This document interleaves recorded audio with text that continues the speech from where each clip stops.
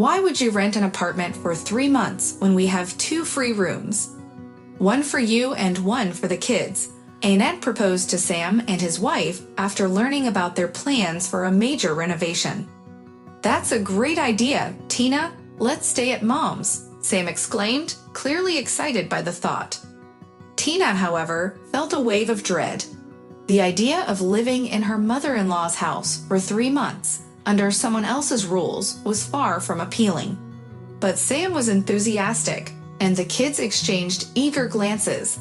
They adored their grandmother and believed living with her would be a fun adventure. Tina knew from experience that having your grandmother visit for a couple of hours once a week was vastly different from sharing a living space with a lively, opinionated old lady.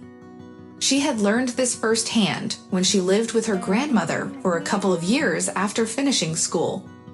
That experience motivated her to start saving diligently for her own apartment right after graduation. Fortunately, she wasn't alone in this endeavor. Sam consistently contributed half of their expenses and handled an equal share of household chores.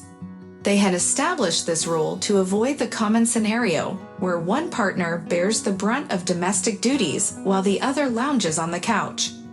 She had seen couples where the wife claimed to be busy with household tasks, but left everything for her husband to do after work, and it bothered her deeply.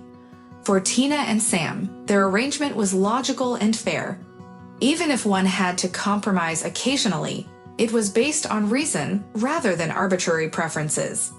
Tina, just think about it, Sam said, presenting his argument. Apartments in our area are hard to find. We've looked everywhere.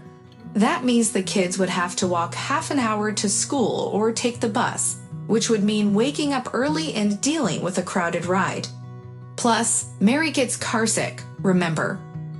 Tina nodded, recalling how they had saved for a car primarily for their eldest daughter. Mary needed reliable transportation for her extracurricular activities and competitions in another city. The club leader had made it clear that she couldn't take a child with motion sickness on the shared bus. This often left them needing to pay for a taxi, which was expensive, especially at intercity rates.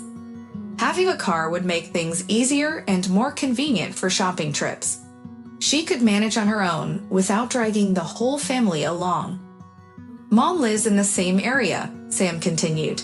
This will be more convenient for both the kids and you.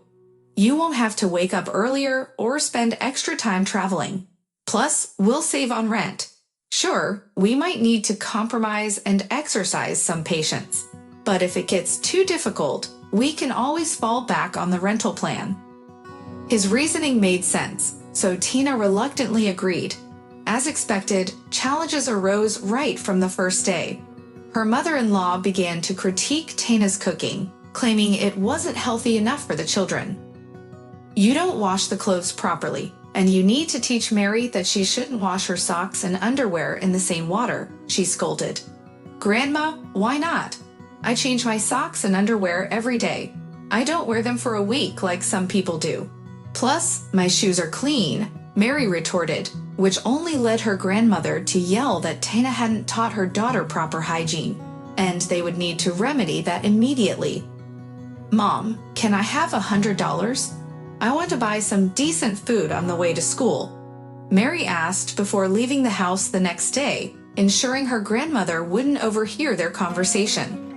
After giving both Mary and her son Stan $100, Tina sighed and began preparing for work. She knew she should probably educate the children about healthy eating, but she wasn't in the mood for that right now. Instead, she planned to stop by a familiar cafe on her way to work, following her children's lead. Though she didn't endorse a diet consisting solely of fast food and sugary drinks, Tina had been raised with the idea of everything in moderation. This situation extended beyond just unhealthy food. It encompassed healthy options as well. Any child, and even an adult, would soon grow bored of a diet consisting solely of porridge, vegetables, and steamed meat. If it were a matter of health restrictions, that would be one thing, but her mother-in-law had an obsession with this type of food. and insisted on imposing her preferences on everyone in her home. They had no choice but to endure it. At least they could buy and enjoy what they wanted outside of Annette's apartment, which would hopefully prevent conflicts and allow everyone to maintain their own preferences. However, the problems didn't stop there. They only multiplied. A week later, the entire family was tiptoeing around, afraid to say or do anything that might displease the overbearing grandmother. When Grandma wasn't listening, Mary and Stan openly expressed their desire to move into a rental as soon as possible. Even her 10-year-old son recognized that in her natural habitat, a seemingly kind grandmother transformed into a dragon, fiercely guarding her territory against any dissent or outside influence. For some reason, though, Sam was slow to catch on. Unlike his children, he didn't have to endure endless hours with his mother from lunch until evening. Mary was busy with work, but her mother-in-law's incessant comments and nagging certainly bothered her. Sam seemed indifferent, as though the situation didn't concern him at all. The final straw for Tina came when Mary asked, "Mom, where's my lucky suit?" Before Tina could recall that she hadn't picked up the suit in question for 3 months, Annette chimed in. "That brown one with the rhinestones. Mary, you've outgrown it. I gave it to your cousin." "What do you mean, Grandma?" the girl shouted.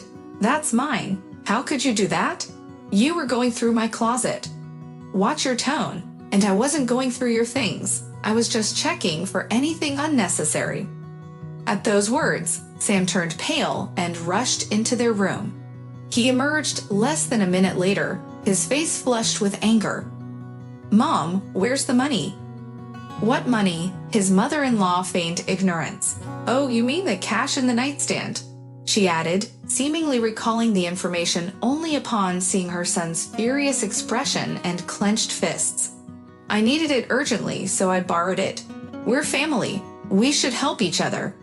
"Mom, we were saving for a car." "And what were you saving for? My brother needs it more. Do you even know what happened to him?"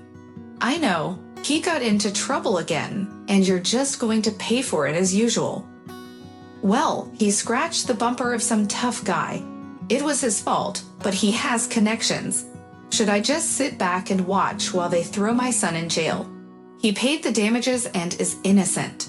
What if we hadn't had the money? And don't look at me like that. Saving for a car? Just save more. My brother needs it more," Annette declared defiantly, looking directly at her son and daughter-in-law. Then, noticing the judgment in their eyes, she went on the offensive. "And what are you going to do about it? Sue your own mother? Report me to the police? Those are just your words about there being money. You can't prove anything. I let them stay with me for free, and I understood the situation. And now I'm being blamed." "Get ready," Sam said quietly to Tina and Mary. The girl typed something on her phone and was the first to leave the room in silence. The couple began packing their belongings. Fortunately, Sam found an apartment in a different area within minutes. While the renovations weren't ideal and the price was steep, no one in the family wanted to remain under the same roof as his mother-in-law. "You'll regret this, Grandma," Mary said firmly, casting one last furious look back at her. "And what will you do to me? Look at you, threatening your own grandmother. It wasn't even your money, so what does it matter?" Annette grumbled as they walked away. Mary simply smirked but held her tongue. That same evening, as soon as they had unpacked in their new place, Sam's phone rang. "What are you planning to do over there? Did your daughter put you up to this, or did she come up with it on her own? She threatened me. I'll sue you for that video." The voice on the other end was a barrage of accusations mixed with curses. Sam and Tina exchanged bewildered glances, struggling to understand what was happening. Meanwhile, a new stream of incoherent phrases filled the air, making it impossible to grasp the situation. But then they heard something that made them sit up straight. "Come get your money, and make sure your daughter removes the post later so we don't have to deal with this again." Mary clarified the situation as soon as Annette hung up. "Oh, so you decided to give the money back. I knew it," she said, beaming with triumph. You can thank me later. I'll take rolls or pizza. Anything unhealthy after a week of my beloved granny's proper diet. Mary, what have you done? What did Mom say? It's simple, Dad. Our studio is pretty popular in the city, and so am I. You're the lead vocalist and always come with me to competitions and performances. I have tons of subscribers and fans. So I posted a video of me crying about how my loving granny stole money from my parents, and how she's now claiming we can't prove anything. Granny has always been worried about her image. You should see the comments. People were outraged. They said things like, "What a terrible grandmother to rob a child." I mentioned that we were saving for a car to avoid bus rides since I get carsick. And just like that, the results are in. I'll even post a follow-up video thanking everyone for their support, saying Granny realized how wrong she was and returned the money. But first, she needs to return it because I know her. The stunned parents exchanged glances, unsure how to react to Mary's bold move. On one hand, her actions didn't feel entirely right, and they had no idea how it might play out. But on the other hand, she had done what she could to restore justice. Maybe there are some lessons to learn from our teenage daughter. Sam sighed when he found a moment alone with Tina.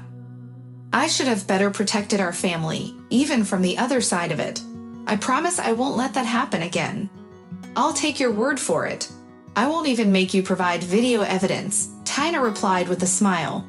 Although she was a little annoyed that Sam had overlooked her concerns earlier, it didn't matter now. Everything had worked out in the end, and they each learned something valuable. For instance, she was reminded once again why living with relatives could be problematic. Even if it's a rental, separate spaces are essential, or even better, a place of your own. With just over 2 months left until the renovations were completed, they could manage. In just a couple of months, they were able to buy a car. Sam had his eye on one particular model, but thanks to Mary's cleverness, they found an even better option. One of Mary's fans' fathers was selling a used foreign car and offered it to Sam and Tina at a good price. This meant Mary could be taken to her next performance in comfort, without her grandmother, of course. No one wanted to speak to Annette anymore. Even Stan, who didn't fully understand the situation, couldn't forgive his grandmother for giving away a couple of his computer game discs. He didn't see why his cousin needed them more than he did. He decided his grandmother must love Mary more, so he could manage just fine without her.